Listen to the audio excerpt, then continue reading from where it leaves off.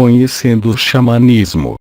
O xamanismo é a mais antiga prática espiritual, médica e filosófica da humanidade. Hoje médicos, advogados, donas de casa, psicólogos, espiritualistas, místicos, estudantes, executivos, e pessoas das mais variadas crenças estão estudando e aplicando o xamanismo. Os rápidos resultados, introvisões de profundo significado, o contato com realidades ocultas, a obtenção de autoconhecimento, a busca do poder pessoal, contribuem para o interesse nas práticas. O xamanismo é um conjunto de crenças ancestrais. Sua prática estabelece contato com outros planos de consciência, a fim de obter conhecimento, poder, equilíbrio, saúde. Propicia tranquilidade, paz, profunda concentração, estimula o bem-estar físico, psicológico e espiritual.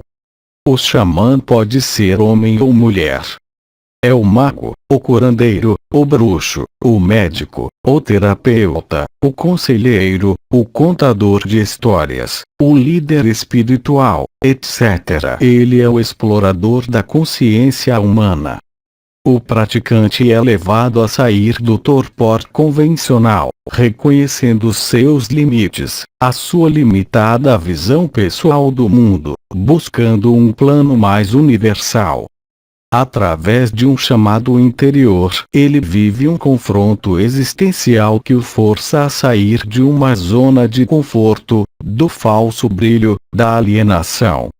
Reforçando a coragem e a determinação, o praticante mobilizado por visões, introvisões e vivências, expande a sua consciência, podendo processar transformações de profundas proporções na sua vida. O xamanismo resgata a relação sagrada do homem com o planeta.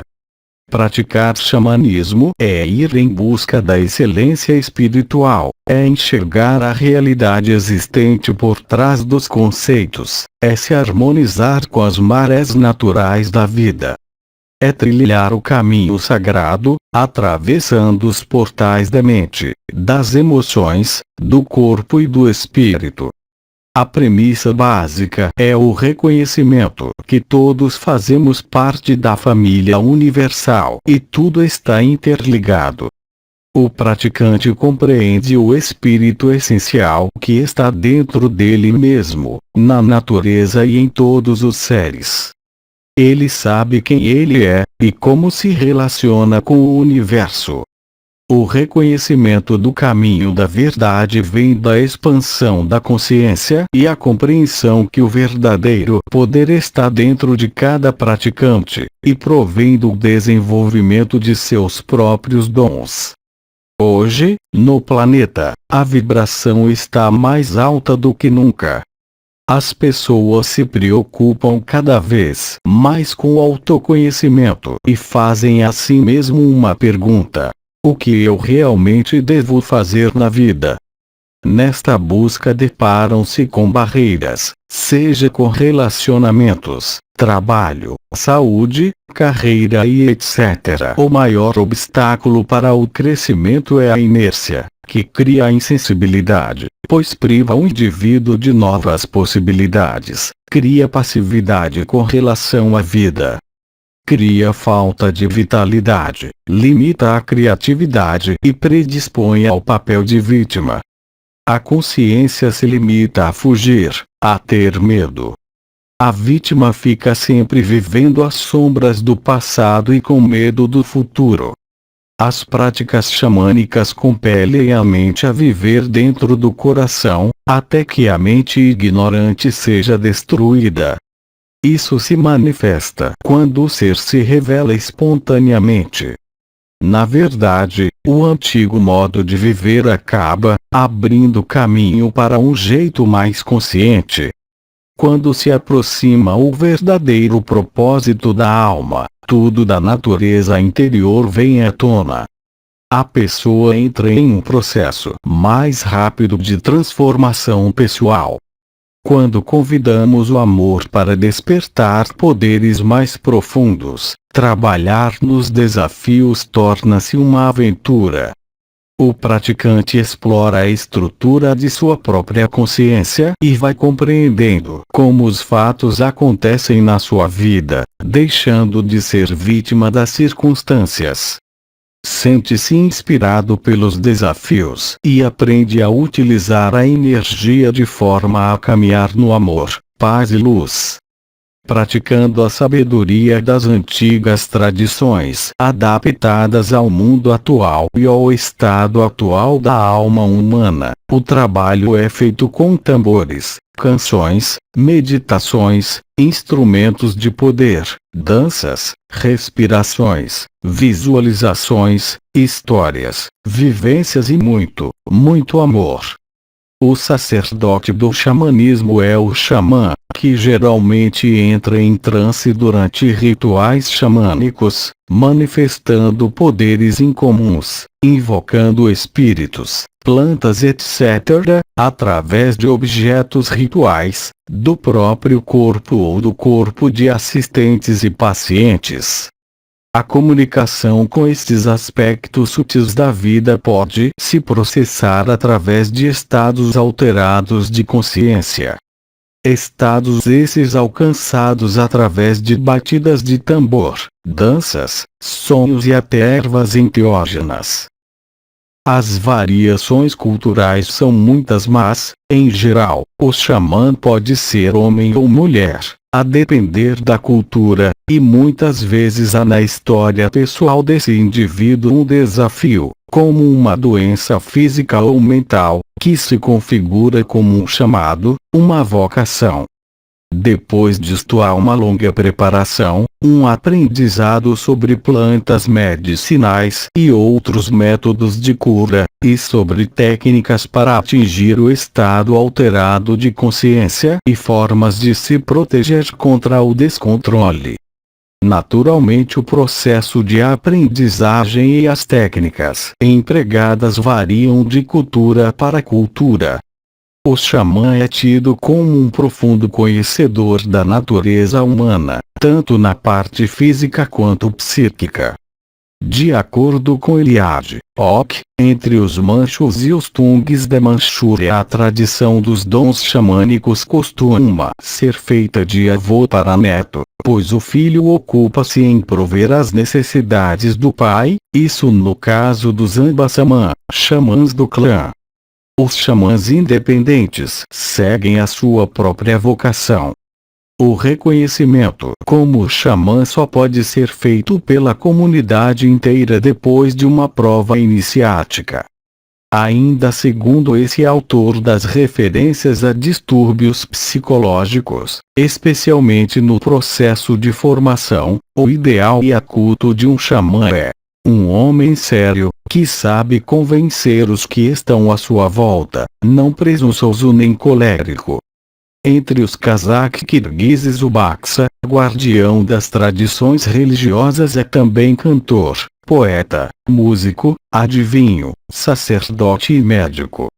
Talvez pela experiência do sofrimento antes da iniciação ou experiência de possessão, o xamã é confundido com indivíduos portadores de distúrbio mental tipo epilepsia, histeria e psicose. Levi-Strauss, citando os estudos de Nadel e de Mauss na introdução à obra de Marcel Mauss, afirma que existe uma relação entre os distúrbios patológicos e as condutas xamanísticas, mas que consiste menos numa assimilação das segundas aos primeiros do que na necessidade de definir os distúrbios patológicos em função das condutas xamanísticas. Afirma ainda, baseado em estudos comparativos, que a frequência das neuroses e psicoses parecem aumentar nas regiões sem xamanismo e que xamanismo pode desempenhar um duplo papel frente às disposições psicopáticas, explorando-as por um lado, mas, por outro, canalizando-as e estabilizando-as. Uso de plantas psicoativas. Como foi dito, algumas práticas xamânicas são marcadas pelo uso de elementos extraídos de fontes naturais que levam o indivíduo a entrar em estados modificados de consciência, denominados transe ou êxtase. Esses produtos têm característica da presença de substâncias psicoativas ou enteógenos. Para entender o efeito de tais substâncias não basta analisar a composição molecular e efeito bioquímico, é necessário situar-se no contexto 7 de utilização, as expectativas e formas de uso da substância, incluindo os mitos ou crenças a seu respeito. Xamanismo no Brasil. O xamanismo é constante em diversas manifestações indígenas brasileiras.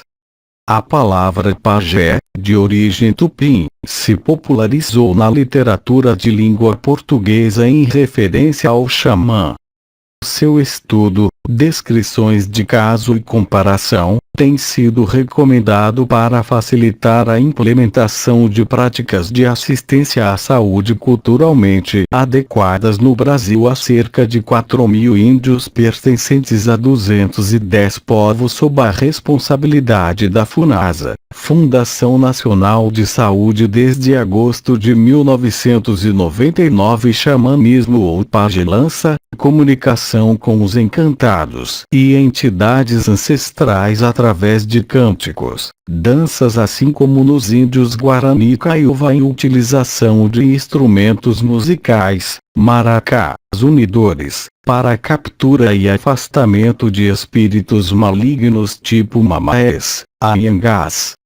Há também a utilização do jejum, restrições dietéticas, reclusão do doente, além de uma série de práticas terapêuticas que incluem o uso do tabaco. O pajé fuma grandes cachimbos e outras plantas psicoativas, aplicação de calor e defumação, massagens, fricções, extração da doença por sucção/vômito, escarificação no tórax e locais inflamados com bico, dentes de animais ou fragmentos de cristais. No Brasil rural e urbano, apesar da tradição multiétnica dos ameríndios, observa-se a presença dessas práticas médicas religiosas em comunhão com rituais católicos e espiritualistas de origem africana.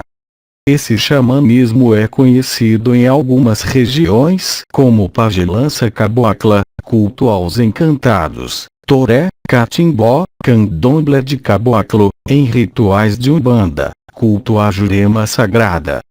Atualmente no Brasil existem várias vertentes de neo-xamanismo ou xamanismo urbano. Entre estas linhas, diversos grupos se reúnem para estudar e trocar conhecimentos sobre o tema. O xamanismo, ou como conhecemos, índios, costumavam se obliterar em cavernas, matas virgens, além de florestas. Os rituais com seiva de animais mortos eram um costume tanto quanto normal. O xamanismo vem desde a existência brasileira, e com isso, tem suas apresentações coloniais realizadas apenas entre eles, e a diferenciação de raças. Xamanismo amazônico. O xamanismo amazônico se assemelha muito ao da Sibéria. As cosmologias são geralmente em níveis, como uma árvore ou pilar, e os xamãs voam para o mundo inferior ou superior. A iniciação xamânica envolve frequentemente uma doença inicial, a experiência de ser desmembrado ou reduzido a um esqueleto, a utilização de numerosos espíritos auxiliares e o casamento com o espírito esposa. As semelhanças com a Sibéria representa talvez a maior prova de durabilidade das tradições xamânicas. No entanto, o xamanismo sul-americano reveste-se de alguns aspectos que o individualizam perfeitamente. O mais importante é o uso de plantas psicotrópicas, destinadas a induzir transes e visões. O xamã da América do Sul distingue-se do indivíduo comum pelo domínio do transe e pelo voo xamânico. Costumam ser chamados pelo seu povo de paié, que significa imbuído de espírito xamânico. Isto conduz à aquisição de espíritos auxiliares, canções e cânticos. Nestas regiões os cânticos são particularmente poderosos e exprimem o poder dos xamãs, parecendo que estes às vezes atingem estados alterados da consciência apenas com o auxílio das melodias. Um xamã perde seu poder se ficar contaminado, se violar um tabu ou se for atacado por um xamã mais poderoso.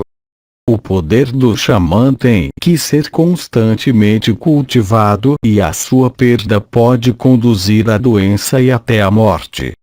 Entre o desanas, o xamã que tomar plantas mestras transforma-se num jaguar e distingue-se do xamã que entoa cânticos e que cura cantando os nomes das plantas, animais e espíritos, bem como de outro tipo de xamã, capaz de viajar nos reinos aquáticos do universo.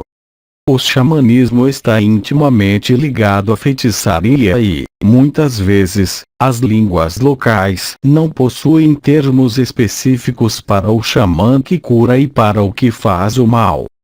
Esta ambiguidade no xamã é especialmente notória nas aldeias onde as estruturas de autoridade são fracas ou fluídas.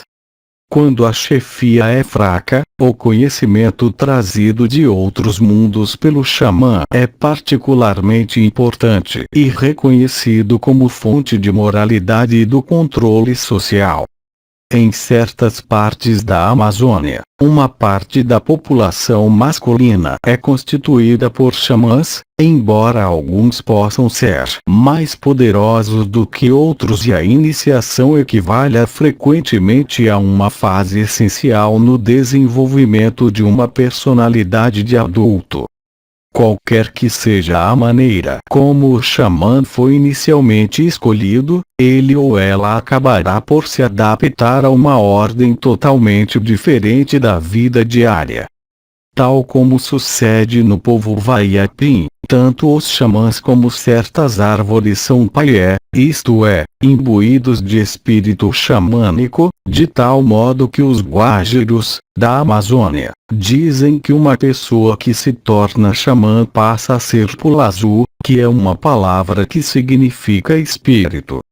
Nota-se que, contrariamente ao que sucede em toda a América do Sul, a maioria dos xamãs guajiros são mulheres. Não é o caso do xamã se tornar verdadeiramente um espírito, mas sim de passar a fazer parte de uma ordem de fenômenos deste mundo, que também são denominados pulazu, em virtude de darem testemunhos da presença oculta constante do outro mundo.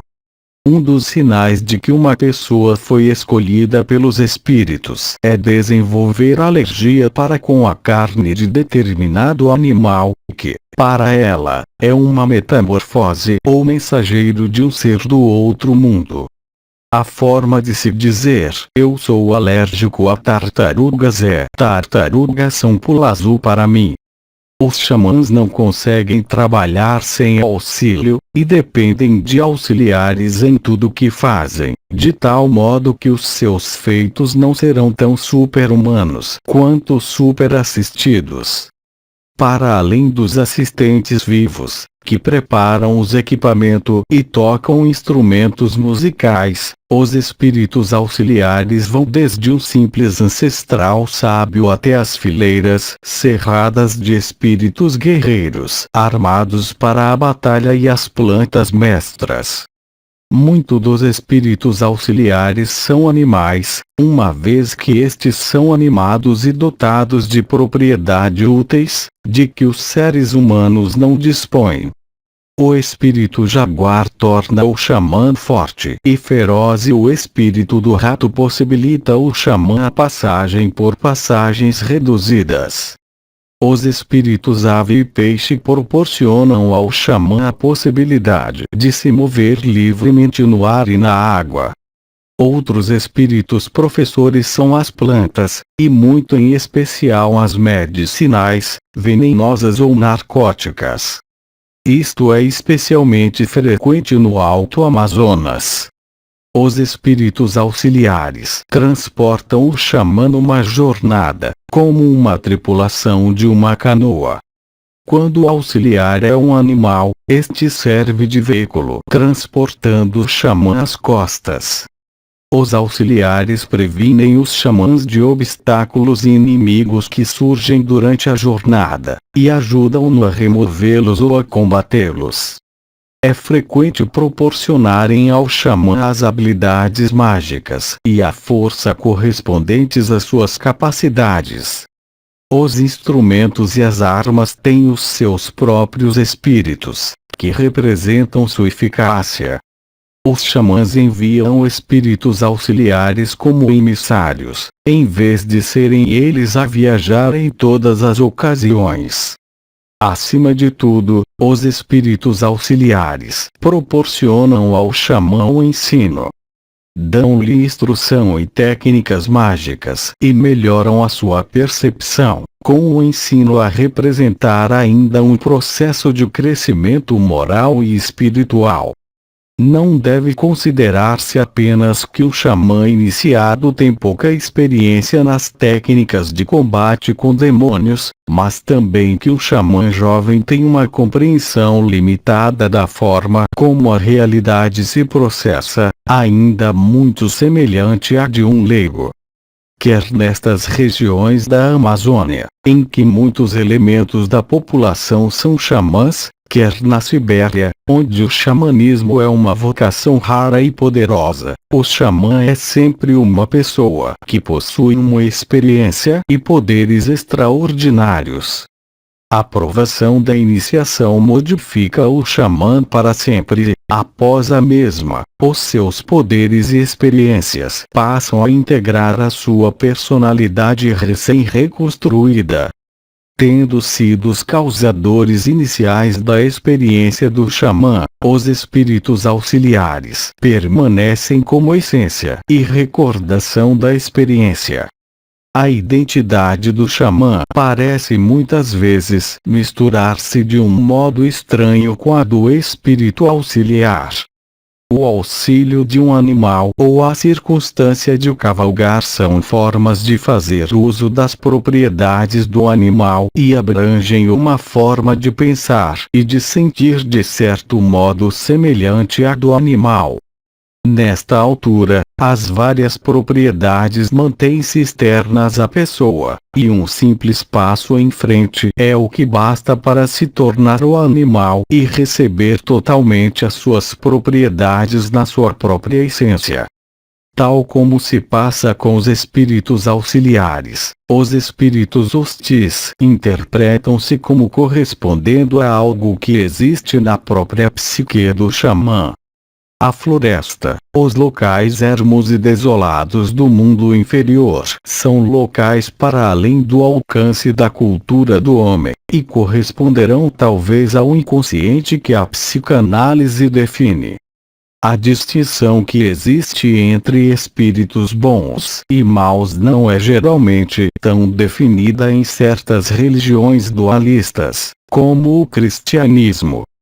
Tal como as forças da natureza, os espíritos ajudam ou destroem. A tarefa do xamã é conseguir sua cooperação, persuadi-los e, caso insistam em atuar contra o xamã, impedi-los de fazer. A luta entre os espíritos benignos e hostis refletem a natureza ambivalente não só do mundo, mas também do xamã e da própria humanidade. Na selva amazônica os espíritos residem em determinadas espécies de enormes árvores que se amontoam nas regiões alagadiças. O rio Amazonas e seus afluentes dominam uma grande parte da América do Sul, e a enorme diversidade biológica nas águas e na floresta que as envolve permite elaborar os usos das plantas medicinais, que emprestam ao xamanismo amazônico um sentido especial. Embora as plantas psicotrópicas se encontrem em quase todas as regiões, a sua utilização está mais desenvolvida no Novo Mundo, e em especial na América do Sul. Para os xamãs amazônicos, as plantas são realmente espíritos professores, e, ao ingeri-las, conseguem para si próprios as propriedades dos espíritos. O que as plantas revelam não é um desvio da realidade, mas uma realidade verdadeira, que se mantém escondida no estado de consciência normal. Os desanas são incapazes de entrar em contato com qualquer espírito, como por exemplo, o mestre dos animais sem primeiro passarem pelo espírito Vilmace, que é um mestre da planta vil. Por outras palavras, é a ingestão da planta vil que dá acesso ao mundo dos espíritos. A realidade revelada pela planta mestra não se enquadra numa rejeição da sociedade, mas sim uma completa interação do indivíduo com os outros. Por conseguinte, e enquanto alguns grupos indígenas na Colômbia reservam o Epena exclusivamente para os xamãs, entre os Yanomamis, na fronteira do Brasil com a Venezuela, todos os homens e rapazes que já ultrapassaram a idade da puberdade tomam regularmente o Epena, e seu uso representa de fato uma forma de iniciação. A cura com as plantas mestras baseia-se a miúde na interpretação pelo xamã de uma visão vivida pelo paciente, que poderá tornar-se introspectivo sob a influência da planta mestra e rever criticamente o curso da sua própria vida e relações sociais. Uma vez que existem espíritos amigáveis e espíritos hostis, também as visões que se têm podem ser benignas ou terríveis. Embora os nativos insistam que as visões vêm dos espíritos, quem acredita no inconsciente aceita uma interpretação idêntica que atribui aos próprios espíritos e, designadamente, que a origem da visão se situa na mente da pessoa e que a mesma depende do que tenha ingerido. Entre os Baniva, os paiés são considerados homens sábios, capazes de profetizar acontecimentos, além de realizarem curas milagrosas. Eles são conhecidos como mestres do povo jaguar ou jaguares do Paricá. Estes paiés fazem uso da planta mestra Paricá. O Paricá é um rapé feito da semente da árvore Pitadenia. Eles são mestres também em misturá-las à ayahuasca. Eles transformam-se em jaguar tomando uma dose excepcionalmente grande do Paricá. Quando morre, o xamã poderá transformar-se para sempre num jaguar.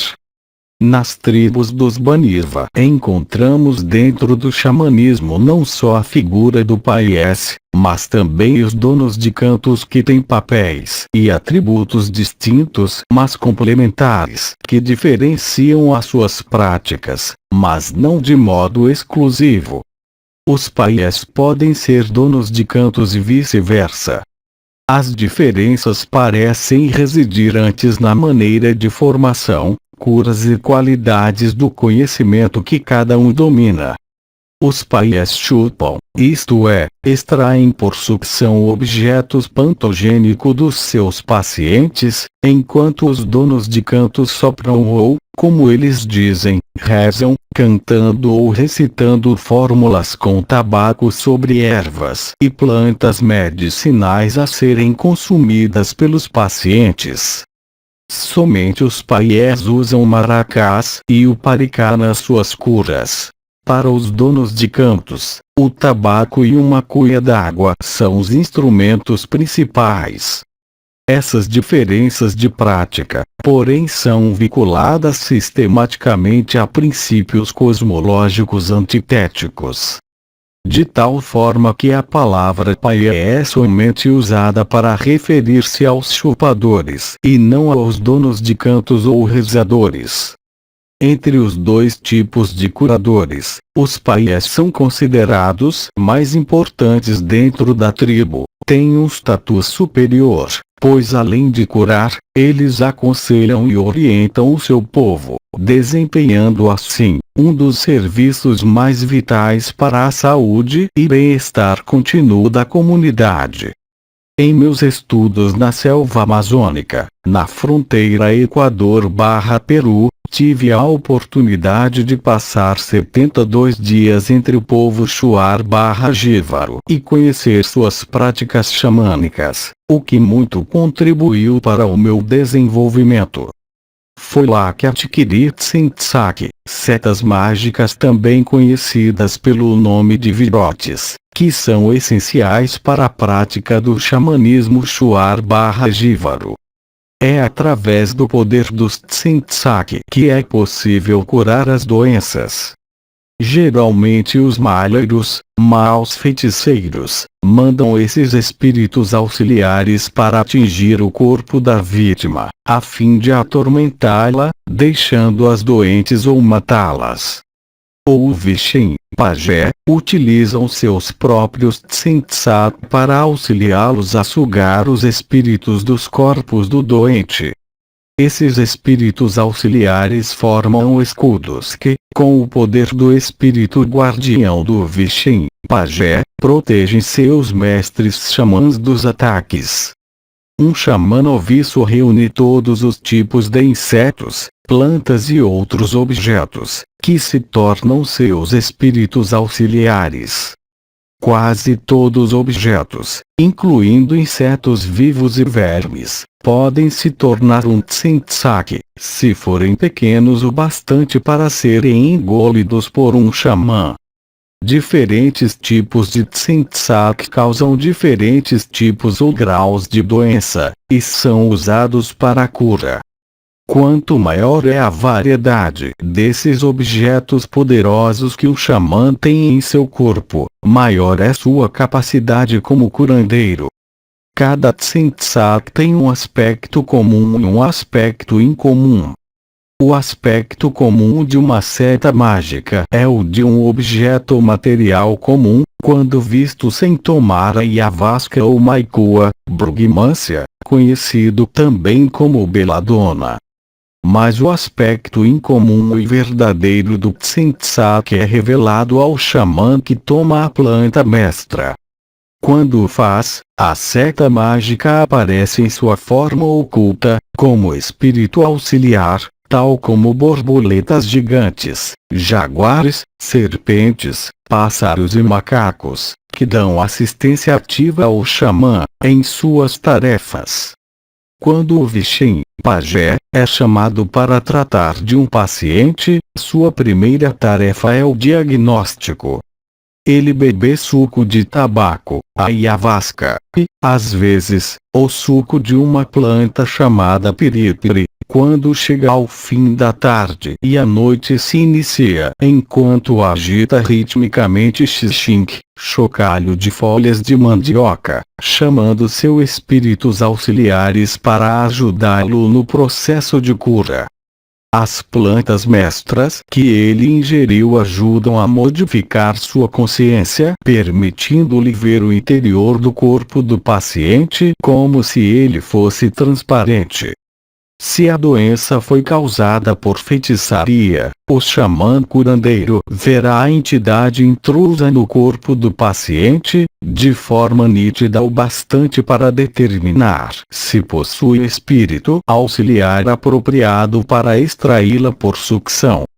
O xamã suga as setas mágicas de um paciente à noite, e num lugar escuro da cabana, pois só na escuridão ele pode ver a realidade incomum. Com o pôr do sol, ele alerta seu Tsintsaki assobiando sua canção de poder. Depois de cerca de 15 minutos começa a cantar, enquanto joga fumaça de tabaco no rosto do paciente através de um charuto. A fumaça nutria os espíritos auxiliares, que auxiliam o Vishen a identificar as enfermidades no corpo do paciente. Quando está pronto para sugar, o xamã mantém dois tsintsaki, de tipo idêntico ao que viu no corpo do paciente, na parte da frente e no fundo da boca. Eles estão presentes tanto em seu aspecto material como não material, e ali estão para apanhar o aspecto incomum da seta mágica, quando o xamã o suga do interior do corpo do paciente. O tsintsak próximo dos lábios do xamã tem a tarefa de incorporar a essência sugada em si próprio. Se, entretanto, essa essência incomum passar por ele, o segundo espírito auxiliar, na boca, bloqueia a garganta, para que o intruso não possa entrar no corpo do xamã e fazer-lhe mal. Ao cair assim na armadilha dentro da boca, a essência bem depressa é apanhada e absorvida pela substância material de um dos tsintsak do xamã curandeiro. Então, ele vomita o objeto e mostra-o ao paciente e à sua família. Aquele que não é xamã pode pensar que o próprio objeto material é que foi sugado, e o xamã não o desilude disso. Ao mesmo tempo, não está mentindo, porque sabe que o único aspecto importante de um tsintsak é o imaterial ou aspecto incomum, ou essência, o qual o xamã acredita sinceramente ter removido do corpo do paciente. Explicar ao leigo que já tinha aquele objeto na boca de nada valeria, e o impediria de mostrar tal objeto como prova de que havia efetuado a cura. A capacidade que o xamã tem de sugar depende em muito da quantidade de força dos seus tsintsak, dos quais ele pode ter centenas. Suas setas mágicas assumem o aspecto sobrenatural de espíritos auxiliares quando ele está sob a influência da ayahuasca e os vê como uma variedade de formas zoomórficas pairando sobre ele, empoleirando-se em seus ombros e saindo da sua pele. Vê que eles o estão ajudando a fazer a sucção no corpo do paciente. Bebe suco de tabaco quase toda hora para mantê-los alimentados, a fim de que eles não o deixem. Um xamã curandeiro pode ter um tsintsak enviado por um feiticeiro. Por causa desse perigo, os xamãs devem repetidamente beber suco de tabaco, a todas as horas do dia e da noite. O suco de tabaco ajuda o tsintsak do Vishen, pajé, a estar pronto para repelir quaisquer outras setas mágicas. Um xamã não sai para uma caminhada sem levar consigo as folhas verdes de fumo, com as quais prepara o suco que mantém seus espíritos auxiliares em alerta. Geralmente o espírito guardião repousa no peito do xamã, embora seu poder emane por todo o corpo. O xamanismo amazônico está afastado do australiano, africano e de muitas outras tradições que há muito tempo vêm praticando o xamanismo sem o emprego de plantas psicotrópicas. Ainda assim, como podemos ver, o xamanismo na Amazônia é altamente desenvolvido, dramático e emocionante.